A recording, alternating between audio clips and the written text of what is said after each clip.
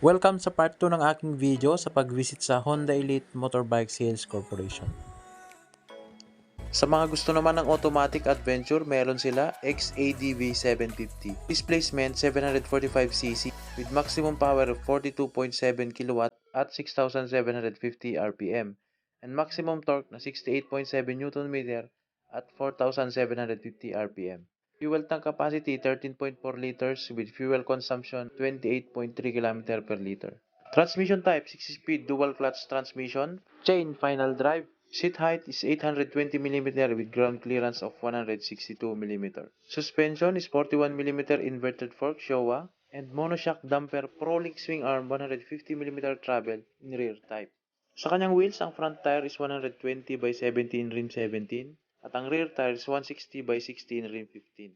This bike has dual channel ABS with double hydraulic disc in front with 4-piston caliper and single hydraulic disc in the rear with 1-piston caliper. Instrument 5-inch TFT, full LCD digital meter with Honda smartphone voice control. Headlight and taillight is na LED.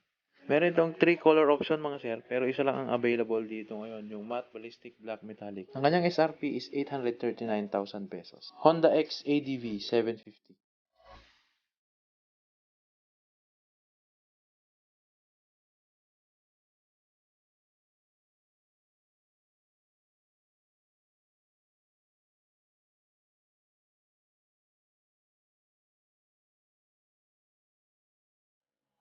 Available din mga sir, CBR 500R, middleweight race bike category. Displacement 471cc, maximum power of 35.0 kW, and maximum torque of 43.2 Nm. Fuel tank capacity 17.1 liter, with fuel consumption of 28.6 km per liter. Showa inverted fork din sa harapan at ProLink mono with 5-stage preload adjuster naman sa kanyang likod. Ang kanyang front tires 120 by 17 rear tire 160 by 60 in 17 inches.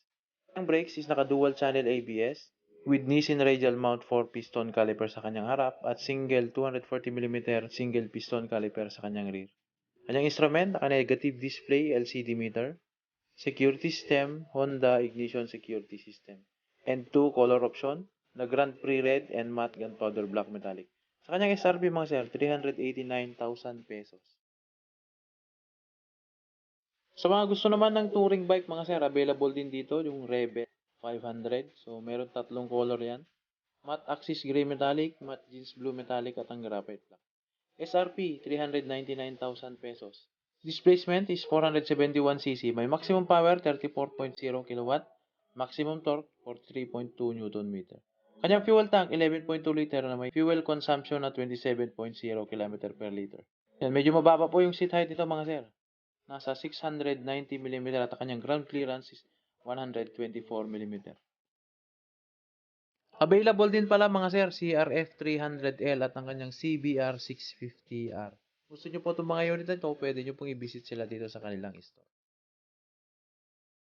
Ayan mga sir, ang mga available na mga bikes dito sa may pinakabagong Honda Big Bikes dito sa may Kawayan City.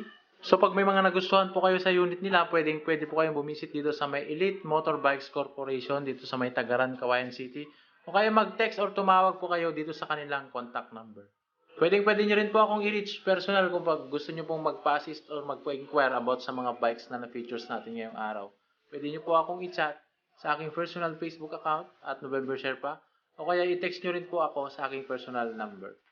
So hanggang dyan muna mga sir, I am November Sherpa and this is Novi Moto.